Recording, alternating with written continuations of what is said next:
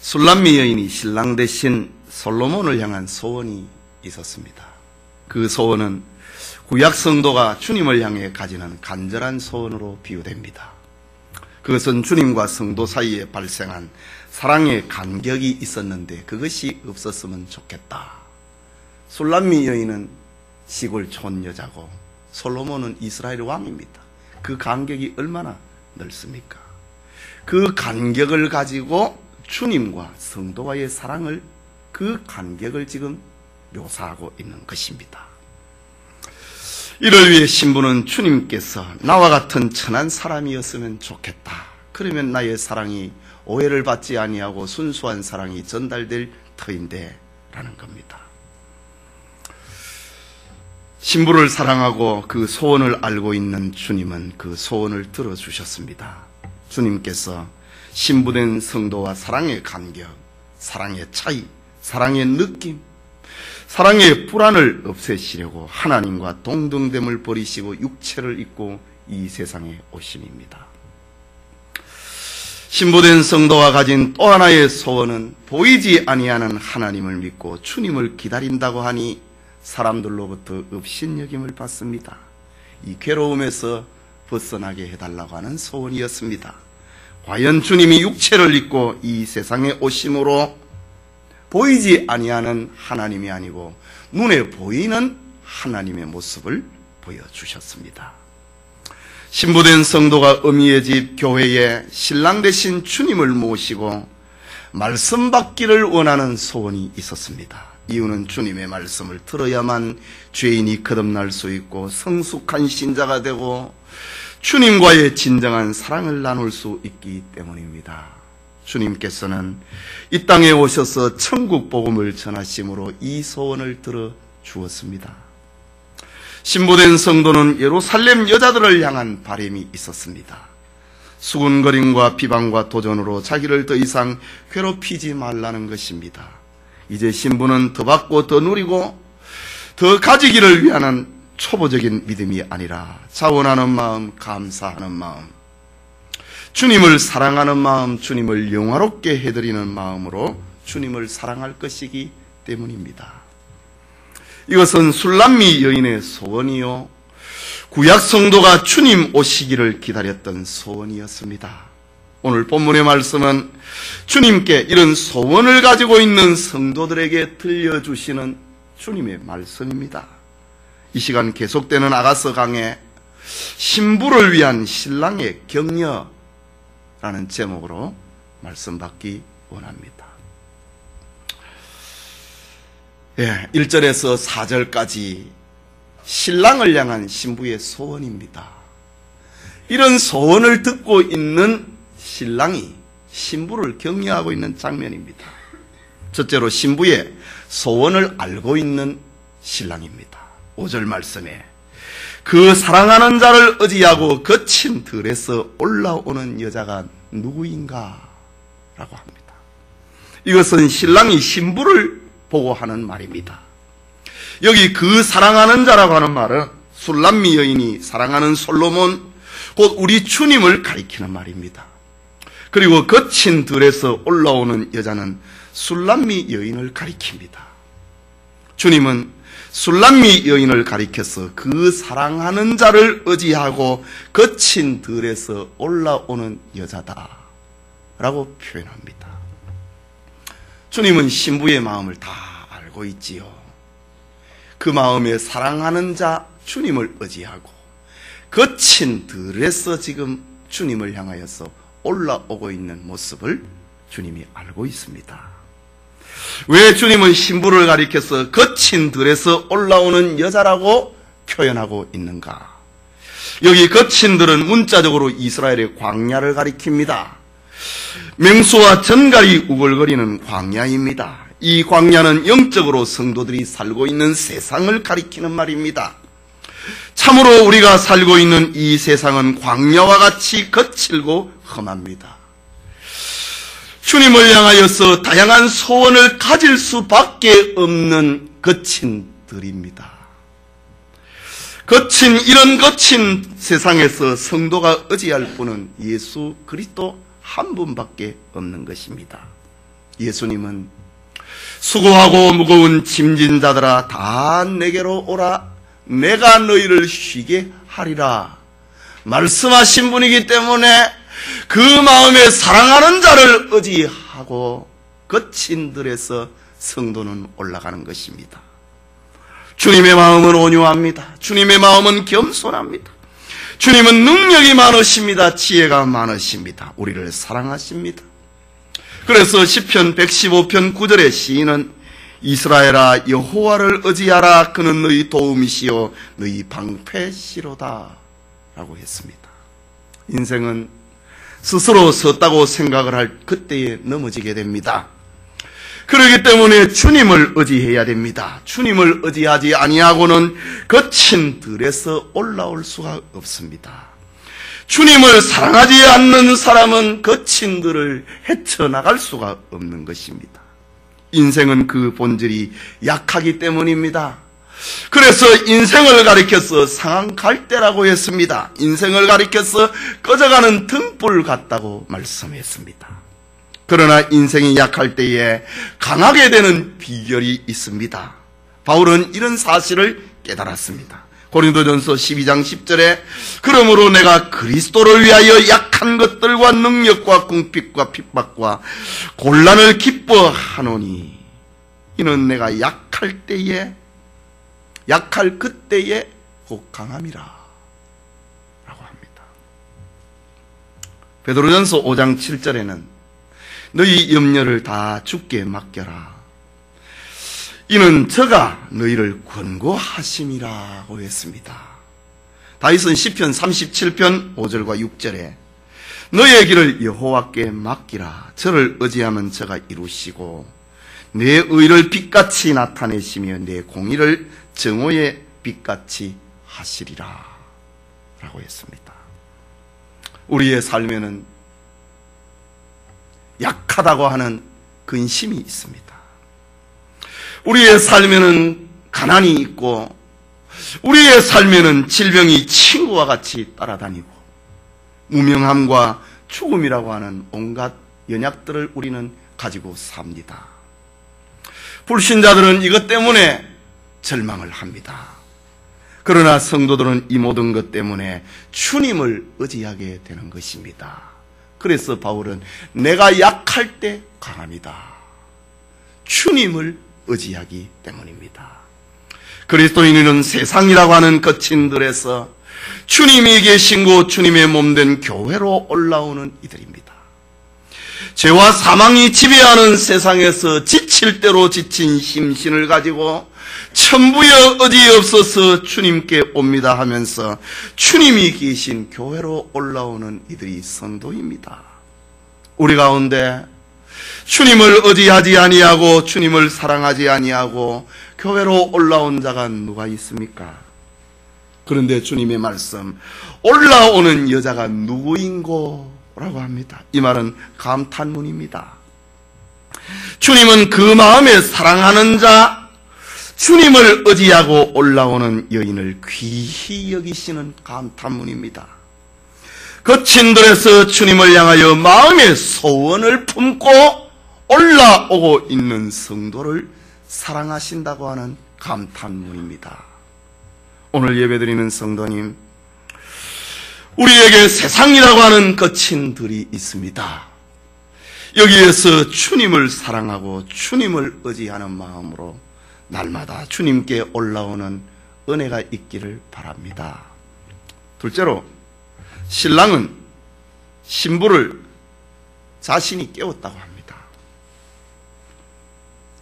본문 5절 후반부입니다. 너를 인하여 네 어미가 신고한, 이 신고라는 좀 어려운 말이 나왔는데 이거는 해산의 고통, 진통을 두고 하는 말입니다. 너를 인하여 네 어미가 신고한, 너를 낳은 자가 예선 그곳 사과나무 아래서 내가 너를 깨웠노라. 아주 시적인 표현입니다.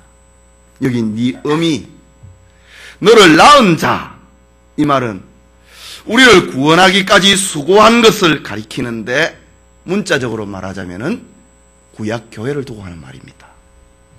이 말씀은 거친 들에서 올라오는 여자가 어떻게 예수님을 사랑하게 되었는지 그 이유를 밝히고 있는 말씀이, 너를 인하여 네 어미가 신고한 너를 낳은 자가 예선 그곳 사과나무 아래서 내가 너를 깨웠다. 술람미 여자가 마음에 사랑하는 자 주님을 마음에 의지하고 거친 들에서 살아서 올라오고 있습니다. 이런 모습, 어떻게 해서 술람미 여자가 살게 되었느냐, 올라오게 되었느냐, 그 이유를 밝히는 말이 5절 후반부의 말씀입니다. 사도 바울은 구약교회를 가리켜서 어머니라고 불렀습니다. 사도 요한은 구약교회가 신약교회를 낳았다고 했습니다. 그러면 어떻게 교회가 신부를 낳았는가, 여자를 낳았는가 라는 겁니다. 사도 바울은 이런 사실을 가리켜 말하고 있습니다. 고린도전서 4장 15절에 그리스도 안에서 일만 스승이 있으되 아비는 많지 아니하니 그리스도 예수 안에서 복음으로서 내가 너희를 낳았음이라 합니다. 바울은 복음을 고린도 교회에 전함으로 말미암아 복음으로 내가 너희를 낳았다 라고 말합니다. 이 말은 또 갈라디아서 4장 19절에는 나의 자녀들아 너희 속에 그리스도의 형상이 이루어지기까지 다시 너희를 위하여 해산하는 수고를 하노라고 합니다. 바울은 갈라디아 교회 성도들에게 그리스도의 형상이 이루어지기까지 자기가 해산의 수고를 하고 있다는 말입니다. 바울과 전도자들은 바로 교회를 상징을 합니다. 이 말은 사람의 열심과 노력으로 성도들이 거듭나고 중생했다고 하는 그런 말은 아닙니다. 하지만 이 일이 이루어지기까지 전도자가 부지런히 말씀을 전했고 해산하는 수고를 했다는 말입니다. 그 결과 교회가 생기게 된 것입니다. 신약의 교회는 바로 구약교회의 수고의 결과로 말미암아 탄생한 것입니다. 말하자면 수많은 선지자들과 제사장들과 신실한 왕들이 수고한 결과로 말미암아 신약의 교회가 태어난 것입니다. 바울은 고린도 교회가 탄생한 것도 바로 이런 원리였다. 내가 너희를 낳았다 라고 합니다. 고린도전서 3장 6절에서 8절에 보면은 나는 심었고 아볼로는 물을 주었으되 오직 하나님은 자라게 하셨나니 그런즉 심는 이나 물 주는 이는 아무것도 아니로되 오직 자라게 하시는 이는 하나님 뿐이시니라. 심는 이와 물 주는 이가 일반이로되 각각 자기의 일하는 대로 자기 상을 받으리라. 일한 사람은 그 일한 수고대로 상을 받지만은 자라게 하신다, 생명의 삭을 틔운다, 그는 하나님이 했다는 말입니다. 그 말씀이 바로 오늘 본문 5절 후반부에 있는 말입니다. 너를 인하여 네 어미가 신고한. 구약에 얼마나 많은 전도자들이 수고했습니까? 너를 낳은 예선, 구약교회를 두고 하는 말입니다. 그곳 사과나무 아래서, 교회를 두고 하는 말입니다. 그곳에서 사과나무 아래서 내가 너를 깨웠다. 앞에 여자하고 내하고는 다른 겁니다. 앞에 등장을 하고 있는 네 어미가 진통했다. 이건 교회를 두고 하는 말입니다.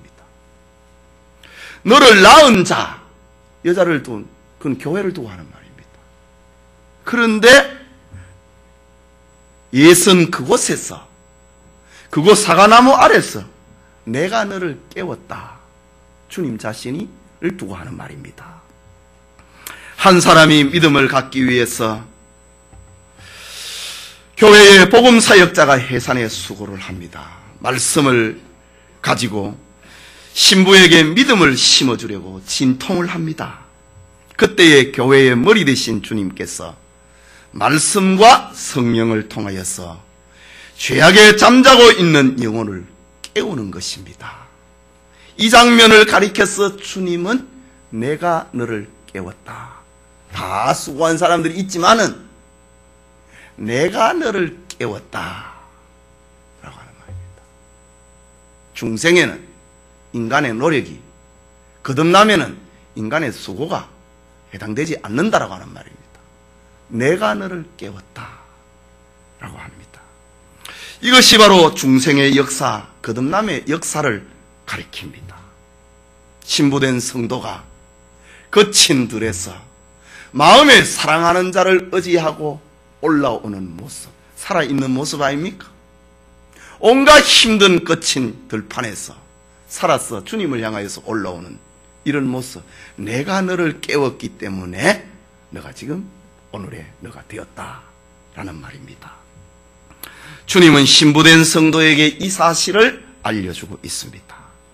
주님은 그런데 오늘 본문을 보면은 신부를 깨웠다, 신부를 중생시켰다, 신부를 거듭나게 했다 하는데 어디에서 너를 깨웠다고 합니까? 사과나무 아래서 내가 너를 깨웠다. 너를 낳은 곳, 그 교회입니다.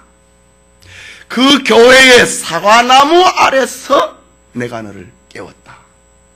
아가서에 나타난 사과나무는 바로 주님을 말합니다. 이미 여러 차례 강해를 통해서 이 말씀을 드렸습니다.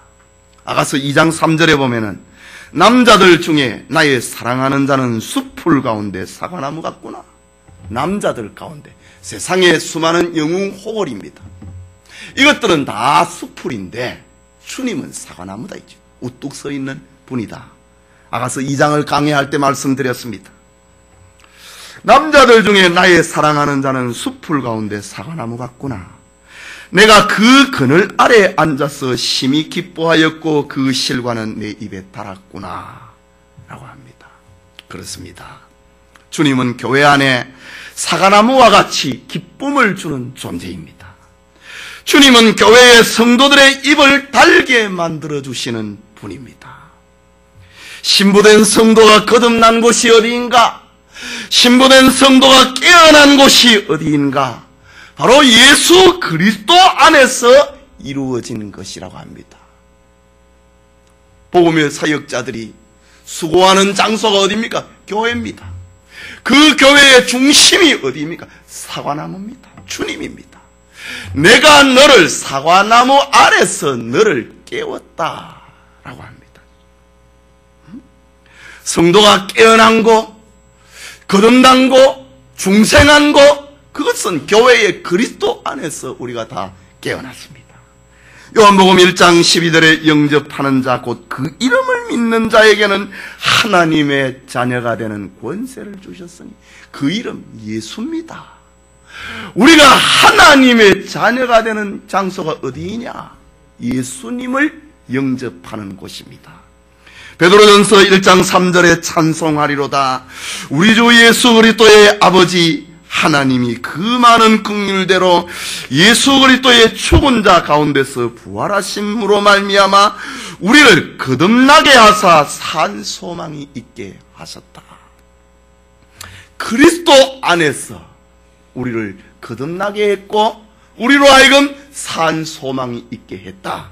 오늘 본문의 표현으로 하면은 거친 들에서 사랑하는 자를 의지하고 올라오는 여자 되게 만든 것, 주님 안에서 깨어나서 올라오게 되었다 이 말입니다. 베드로전서 1장 23절에 너희가 거듭난 것이 썩어질 씨로 된 것이 아니요 썩지 아니할 씨로 된 것이니 하나님의 살아있고 항상 있는 말씀으로 되었느니라. 주님께서는 우리에게 말씀을 주시지 아니하고 성령으로 거듭나게 하지 않으셨다면 우리는 깨어나지 못했을 것입니다. 우리는 주님을 믿지도 못했을 것입니다. 그랬더라면 우리는 영원히 멸망에 이르고 말았을 것입니다. 그런데 주님께서 말씀과 성령으로 우리를 깨우시고 구원하셨습니다. 너를 낳은 그곳 사과나무 아래서 내가 너를 깨웠다. 주님이 우리를 깨우신 결과 우리는 주님을 의지하게 되었습니다. 주님이 우리를 깨우니 신이 우리는 주님을 마음에 사랑하는 자가 되었습니다. 그리고 주님이 우리를 깨워주시니 우리는 살아서 주님을 향하여서 거친 들에서 올라오는 자가 된 것입니다. 주님은 거친 들에서 주님을 향하여서 올라오게 된 신부가 된 것이 내가 깨웠다. 그 진리를 들려주고 있습니다. 여러분의 거듭남, 여러분의 구원은 여러분의 노력이 아니라는 말입니다. 여러분의 공로도 아닙니다. 여러분의 피나는 수고의 결과도 아니라는 것입니다. 그것은 교회의 사역자들의 수고를 도구로 하고 교회를 도구로 하고 주님께서 말씀과 성령으로 깨우신 결과 우리는 일어났다. 여러분을 깨우기 위해서 주님은 이 일을 행하셨다. 올라오고 있는 신부를 향하여서 주님은 이 중생의 진리를 알려주고 있습니다. 네가 이렇게 살아났어. 거친 들에서 나를 쳐다보느냐? 세상에서 나를 쳐다보게 되었느냐? 나를 네 마음에 사랑하고 의지하는 자로 두고 있느냐? 주님이 보시고 들려주시는 말씀, 내가 너를 깨웠다 라고 합니다. 셋째로 신부를 향한 신랑의 권면입니다. 6절 말씀을 같이 봅시다. 너는 나를 인같이 마음에 품고 도장같이 팔에 두라. 사랑은 죽음같이 강하고 투기는 음부같이 잔혹하며 불같이 일어나니 그 기세가 여호와의 불과 같으니라. 신부를 향한 신랑의 권면은 6절 전반부입니다. 너는 나를 인같이 마음에 품고 도장같이 팔에 두라 라는 말입니다. 여기 도장, 인, 이것은 히브리어로 호탐이라는 말인데 같은 말입니다. 이것은 노끈으로 팔에 걸기도 하고 가슴에 품기도 하는 것입니다. 도장과 인은 히브리 사회에서 분리될 수 없는 가장 귀중한 것입니다. 그때는 은행도 없고요. 집안에 보관하기도 합당치 아니합니다. 그래서 도장은 목에다가 줄을 해가지고 가슴에 품고 다닌다. 또 팔에, 때로는 반지에, 인장 반지에 도장을 해서 자기의 소유를, 권리를 표시하게 됩니다. 이것은 분리되어서는 안 되는 자기의 권리와 소유권의 상징입니다. 본문의 주님은 술람미 여인에게 권면합니다. 너는 나를 인같이 마음에 품고 도장같이 팔에 두라 라고 합니다. 주님이 술람미 여자에게, 성도들에게 지금 왜 너는 나를 마음에 품어라, 팔에 두라 라고 말하는가? 이유가 무엇입니까? 세상에서 성도는 가장 큰 은혜를 받은 사람들이기 때문입니다. 하나님으로부터 한없는 사랑을 받았기 때문에 너는 나를 네 마음에 품고 있어라. 마치 네가 네 소유권과 재산을 지키기 위해서 도장을 품고 다니듯이 너는 나를 품고 다녀야 된다. 나에게, 너에게 나는 그렇게 소중한 존재다. 그런 말입니다. 모세는 유언적인 설교를 하면서 이스라엘 백성들에게 신명기 33장 29절에 이런 말을 합니다. 이스라엘이여, 너는 행복자로다. 여호와의 구원을 너같이 얻은 백성이 누구뇨? 그는 너를 돕는 방패시요 너의 영광의 칼이시로다 라고 했습니다. 우리 엄집사님 막내 아이 이름을 지을 때 제가 이 말씀을 생각을 했습니다. 민우, 하나님이 돕는 사람. 그래, 이름을 지을 때 이 성경 구절이 생각이 났습니다. 이스라엘이여, 너는 행복자로다. 여호와의 구원을 이같이 얻은 백성이 세상에 어디에 있느냐지. 그러니까 네가 나를 마음에 품고 살아야 되지 않겠느냐? 여호와의 구원을 너같이 받은 행복자가 어디 있느냐? 그러니 너는 나를 팔에다가 손가락에다가 끼고 다녀야 되지 않겠느냐? 라는 말입니다. 요한일서 4장 10절에는 사랑은 여기 있으니 우리가 하나님을 사랑한 것이 아니요 오직 하나님이 우리를 사랑하사 우리 죄를 위하여 화목제로 그 아들을 보내셨습니다. 하나님으로부터 은혜를 받은 우리는 이 사랑을 받았습니다. 거친 들에서 올라오고 있는 여자, 사과나무 아래서 깨워놓은 여자, 너는 세상에서 나의 사랑을 이렇게 받은 자다 라는 말입니다. 로마서 5장 8절에 우리가 아직 죄인 되었을 때에 그리스도께서 우리를 위하여 죽으심으로 하나님께서 우리에게 대한 자기의 사랑을 확정하셨느니라. 주님으로부터 우리는 이 사랑을 받은 자 되었기 때문에 너는 나를 마음에 품으라. 이사야 49장 15절에 여인이 어찌 그 젖먹는 자식을 잊겠으며 자기 태에서 난 아들을 긍휼히 여기지 않겠느냐. 그들은 혹시 잊을지라도 나는 너를 잊지 아니하리라. 내가 너를 이렇게 사랑하고 내가 너를 결코 잊지 아니하는데 네가 나를 잊어버리면 되겠느냐? 그런 말입니다. 주님으로부터 이 큰 사랑을 받은 우리입니다.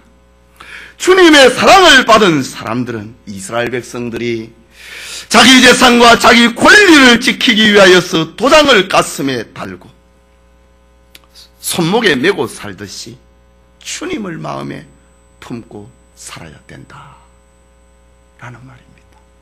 자, 5장 전반부부터 쭉 생각을 해야 됩니다. 주님을 향하여서 소원을 품고 있는 술람미 여자입니다. 구약 성도입니다. 이런 여자를 예수님이 알고 있다고 합니다. 그 마음에 사랑하는 자를 의지하고 거친 들에서 올라오는 여자가 누구인가? 너를 인하여 네 어미가 신고한 너를 낳은 자가 예선 그곳 사과나무 아래서 내가 너를 깨웠노라. 주님이 이렇게 깨워놨으니까, 주님이 살려놨으니까 그 말이죠. 너는 나를 인같이 마음에 품고 도장같이 팔에 두라. 주님의 말씀할 수 있는 권리가 주님에게 있지 않습니까? 출애굽기에 보면은 하나님께서 너희는 나를 섬기라고 할 때에 나는 애굽 땅 종되었던 집에서 너를 구원해낸 하나님이다. 그러니까 너는 나 외에 다른 신 섬기면 안 된다. 구원해놨다 이거죠. 그러니까 하나님은 자기 백성에게 말씀하실 수 있는 분이라는 말입니다. 주님이 우리를 깨웠어. 주님이 우리를 거듭나게 했어. 주님이 우리를 중생시켰어. 거친 들에서 살았어. 주님을 향하여서 올라오는 자 되었으니 너는 나를 마음에 품어라. 팔에 두어라. 말씀하실 수 있는 주님입니다. 그 주님께서 제자들에게 말씀하셨지요.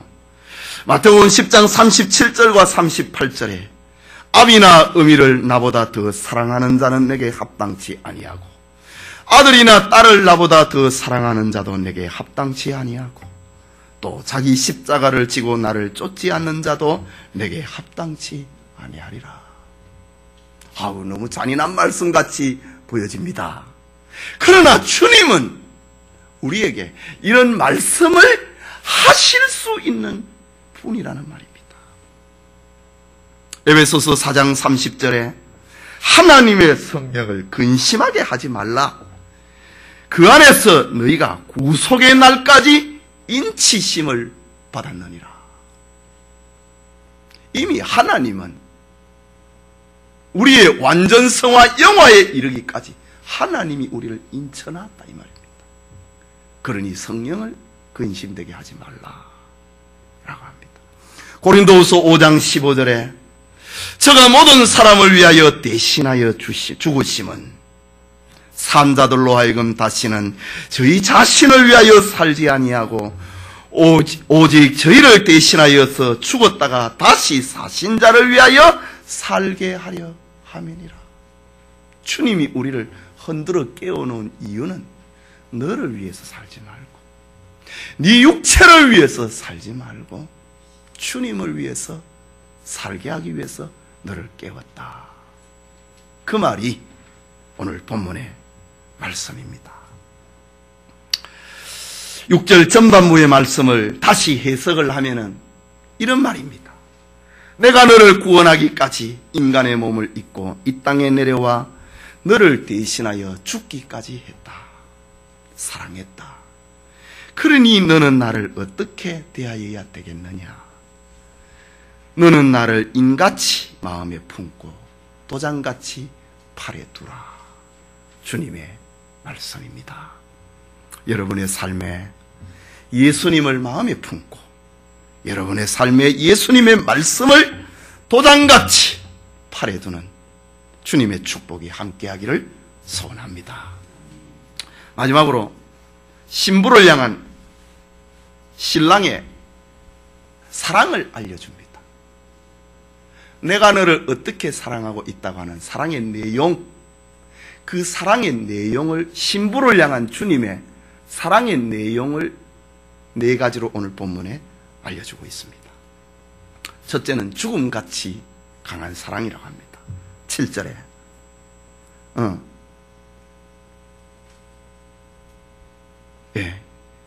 6절 후반부지요. 6절 중간이죠.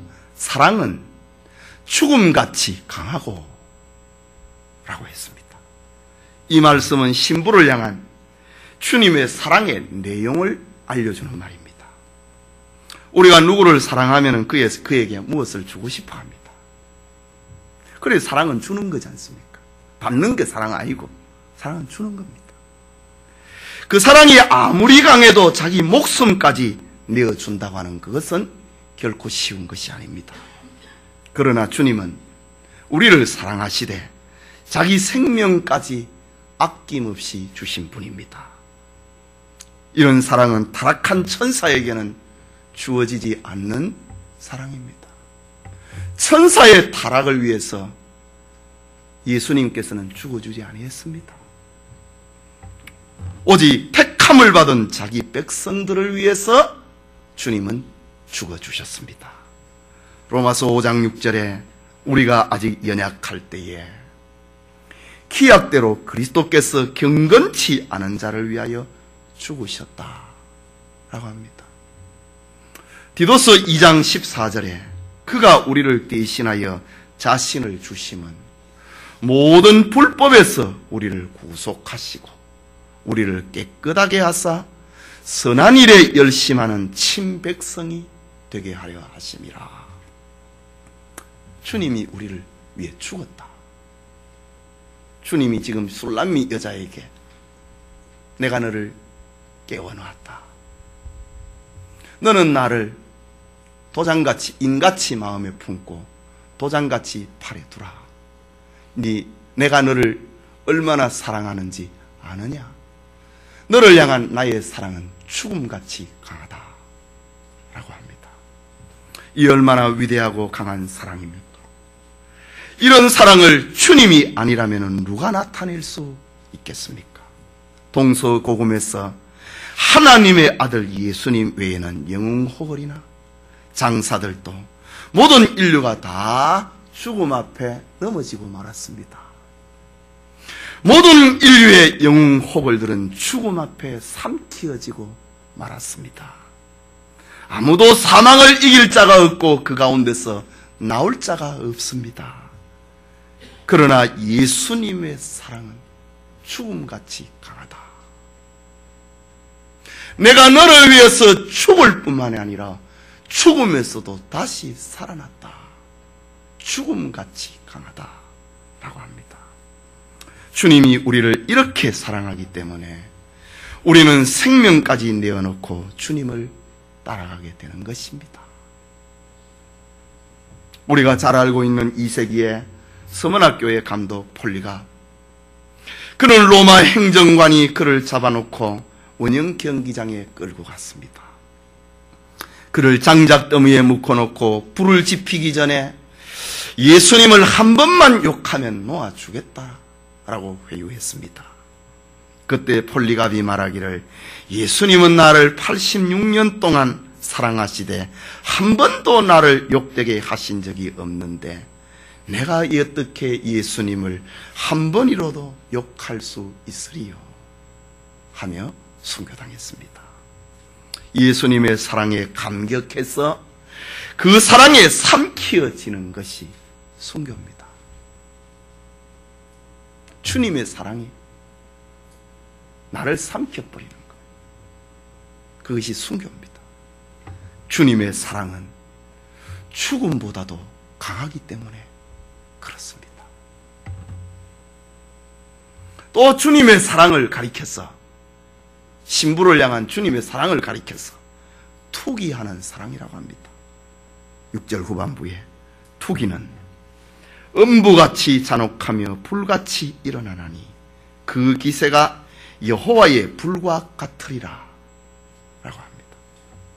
사랑하는 사이에는 다른 것이 개입을 할 수 없는 겁니다. 사랑은 독차지해야 되는 겁니다. 그렇지 않으면 사랑이 아니지요. 여기 투기라고 하는 말은 사랑하는 자가 나 아닌 다른 자를 사랑하게 될 때 일어나는 감정입니다. 투기는 내가 사랑하는 마음이 강하면 강할수록 더욱 강렬하게 일어나는 겁니다. 주님은 우리를 사랑하시되 생명을 내어주기까지 사랑하셨으니 그에 비하여서 그 투기가 얼마나 강하겠습니까? 주님은 우리에게 사랑을 요구하십니다. 하나님은 질투하시는 하나님이시기 때문입니다. 신명기 4장 24절에 내 하나님 여호와는 소멸하는 불이요 질투하는 하나님이라. 나 외에 다른 신 섬기지 말라고 하는 말입니다. 야고보서 4장 4절에 간음하는 여자들이여 세상과 벗된 것이 하나님의 원수임을 알지 못하느냐. 그런즉 누구든지 세상과 벗되고자 하는 자는 스스로 하나님과 원수가 되느니라 고 했습니다. 하나님의 투기는 우리가 다른 것을 하나님보다 더 사랑할 때 일어나는 겁니다. 하나님의 투기는 하나님과 우리 사이에 무엇이 들어올 때에 일어나는 것입니다. 그 기세를 가리켜서 여호와의 불과 같다. 하나님의 불이라고 합니다. 하나님과 우리 사이에 그 무엇이 들어올 때에 하나님은 불이 난다 라고 표현합니다. 하나님과 원수가 되면은 마침내 망하고 만다고 하는 것을 들려주고 있습니다. 하나님은 너는 나 외에 다른 신 섬기지 말라. 그렇게 말씀하시고도 충분하신 그런 분입니다. 독생자 예수 그리스도가 우리를 위해서 죽기까지 하셨으니 그 권리를 당연히 요구할 수 있는 것입니다. 신부를 향한 거친들에서 올라오고는 신부를 향한 주님의 사랑을 또 표현합니다. 7절을 봅시다. 이 사랑은 많은 물이 끄치지 못하겠고 홍수라도 ը물지 못하나니 사람이 그 온 가산을 다 주고 사랑과 바꾸려 할지라도 오히려 멸시를 받으리라. 환난의 홍수가 침몰시키지 못하는 사랑이라고 합니다. 주님이 우리를 사랑하는 그 사랑의 내용을 환란의 홍수가 침몰치 못하는 사랑이라고 합니다. 7절에 많은 물이라고 했습니다. 거기에서 한 걸음 더 나아가서 홍수라고 했습니다. 이것은 주님의 사랑을 식어지게 만드는 환란과 고통을 가리키는 말입니다. 그런데 주님께서는 우리를 사랑하시는 그 사랑은 이 세상의 그 어떤 환란과 고통도 쉽게 만들지 못하는 사랑이라고 합니다.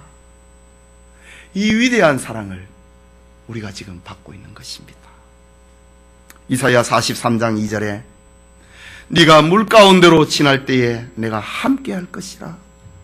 강을 건널 때에 물이 너를 침몰치 못할 것이며 네가 불 가운데로 행할 때에 타지도 않을 것이요 불꽃이 너를 사르지도 못하리라.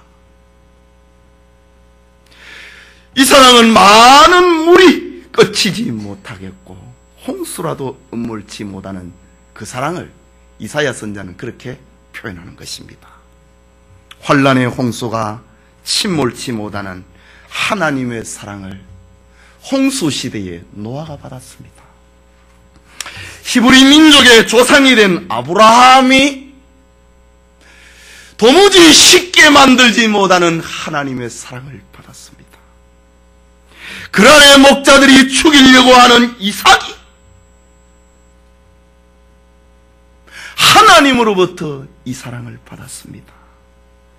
세겜 사람이 일어나서 야곱을 죽이려고 했을 때에 하나님으로부터 야곱이 쉽지 아니하는 사랑, 끝이지 못하게 하는 그 사랑을 받은 것입니다. 형들과 애굽의 권세가 요셉을 죽이려고 했을 때에 요셉이 하나님으로부터 이 사랑을 받았습니다. 출애굽의 지도자 모세가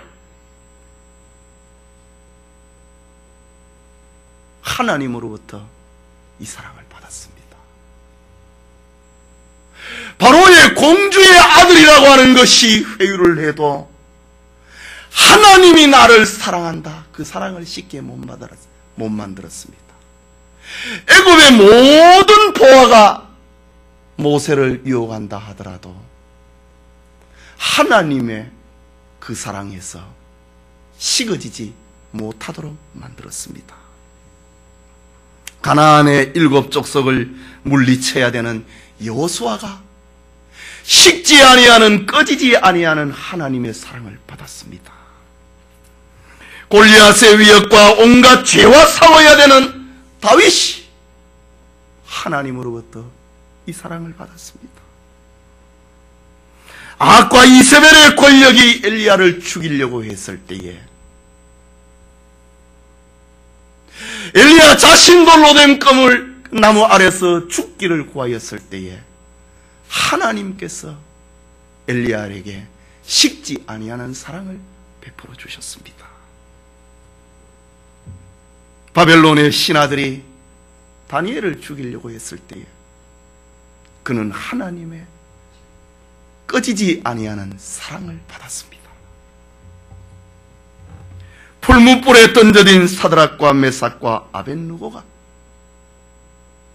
그 불이 저들의 신앙을 부인하게 만드는 그런 시험이 몰려왔는데 이 친구들은 하나님으로부터 그 사랑을 받았습니다. 이것이 바로 오늘 우리를 향한 주님의 사랑이다. 이 사랑은 많은 물이 끝이지 못하겠고 홍수라도 음물지 못하나니 라는 겁니다. 주님의 이 사랑이 우리를 붙들고 있기 때문에 세상에 어떤 환난과 기근과 고통이 온다 할지라도 우리를 그리스도의 사랑에서 끊을 수 없는 것입니다. 그래서 바울은 하나님의 그 사랑을 간정처럼 노래합니다. 로마서 8장 34절에서 7절까지 누가 정죄하리요? 죽으실 뿐 아니라 다시 살아나신 이는 예수 그리스도시니 그는 하나님 우편에 계신 자요 우리를 위하여 간구하시는 자시니라. 누가 우리를 그리스도의 사랑에서 끊으리요? 환난이나 공고나 핍박이나 기근이나 적신이나 위험이나 칼이랴. 기록된 바 우리가 종일 주를 위하여 죽임을 당하며 도살할 양같이 여김을 받았나이다 함과 같으니라. 그러나 이 모든 일에 우리를 사랑하시는 이로 말미암아 우리가 넉넉히 이기느니라. 신약의 성도들이 주님으로부터 이 사랑을 받았다. 많은 물이 홍수라도 우리를 없애지 못하는 그 사랑을 우리가 받았다라고 합니다. 주님의 사랑을 알려주고 있는 그 마지막은 7절 후반부에 전 재산과도 바꿀 수 없는 사랑이라고 합니다. 7절 후반부에 사람이 그 온 가산을 다 주고 사랑과 바꾸려 할지라도 오히려 멸시를 받으리라 라고 합니다. 성도를 향한 주님의 사랑이 얼마나 값지고 귀한 것인가를 말하고 있는 것입니다. 주님께서 우리를 향한 그 사랑은 전 재산은커녕 온 우주를 주고서도 바꿀 수 없이 값진 것이라고 합니다.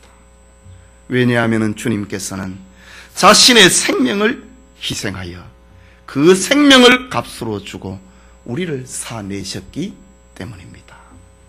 베드로전서 1장 18절과 19절에 너희가 알거니와 너희 조상의 유전한 망령된 행실에서 구속된 것은 금이나 은같이 없어질 것으로 한 것이 아니요 오직 흠없고 점없는 어린 양 같은 그리스도의 보배로운 피로 한 것이라 라고 했습니다.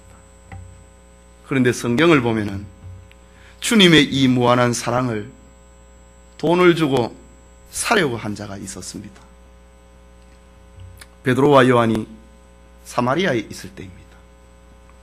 사도행전 8장 18절에서 20절에 시몬이 사도들이 안수함으로 성령 받는 것을 보고 돈을 들여 가로되 이 권능을 내게도 주어 누구든지 내가 안수하는 사람은 성령을 받게 하여 주소서 하니 베드로가 가로되 네가 하나님의 선물을 돈 주고 살 줄로 생각하였으니 네 은과 네가 함께 망할지어다.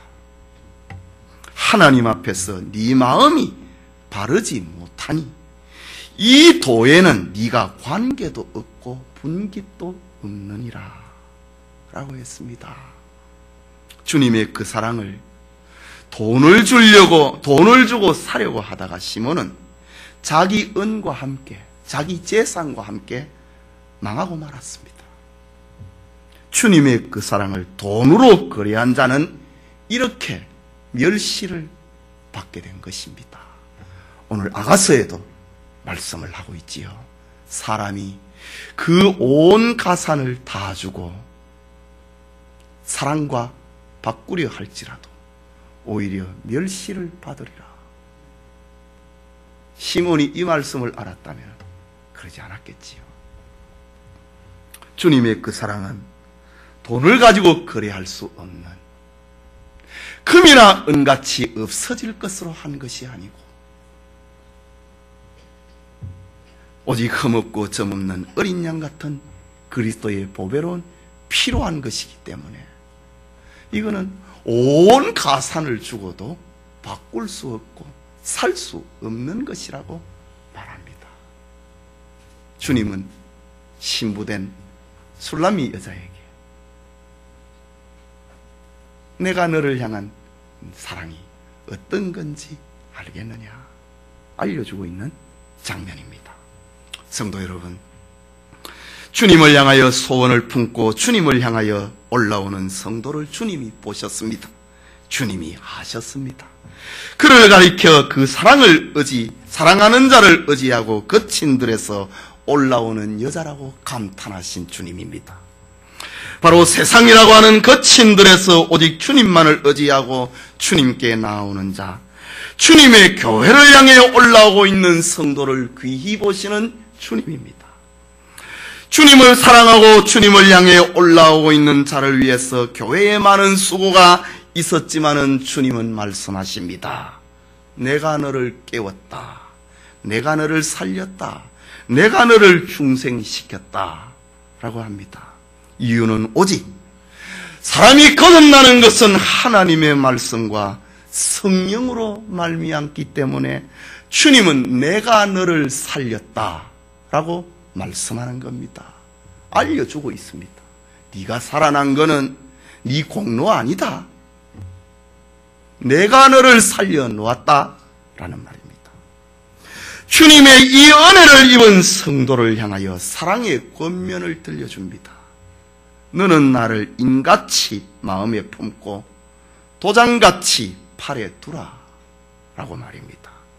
말하자면 주님의 한없는 사랑을 입었으니 너도 나를 사랑하고 나의 십자가를 지라고 하는 말입니다. 이유는 신부된 성도를 향한 주님의 사랑은 죽음같이 강하기 때문입니다. 그 사이에 그 어떤 것도 끼어들지 못하는 투기하는 사랑이기 때문입니다. 환난의 홍수가 몰아쳐도 없애지 못하는 사랑이기 때문입니다. 인생의 전 재산을 가지고도 바꿀 수 없는, 살 수 없는 소중한 사랑이기 때문입니다. 그리스도의 신부된 성도님, 우리에게는 세상의 그 누구도 그 무엇으로도 정복될 수 없는 것이 있습니다. 이것은 바로 우리 주 예수 그리스도의 사랑입니다. 천사의 방언을 할지라도, 예언의 능력을 가질지라도, 산을 옮길 만한 믿음을 가질지라도, 몸을 불사르게 내어주는 희생을 가진다 할지라도 주님의 이 사랑이 없으면 우리는 아무것도 아니라고 고린도전서 13장에 기록합니다. 이 위대한 사랑의 노래가 아가서를 통해서 우리에게 들려주고 있습니다. 하나님의 자녀된 성도님, 여러분의 마음속에 예수 그리스도의 사랑의 물결이 일고 있는지 보십시오. 그 사랑의 물결이 일고 있다면 염려하지 마십시오. 안심하십시오. 비록 삶의 현장이 거친 들이라 할지라도 두려워하지 마십시오. 오직 주님을 이전보다 더 많이 사랑하는 성도님 되시기 바랍니다.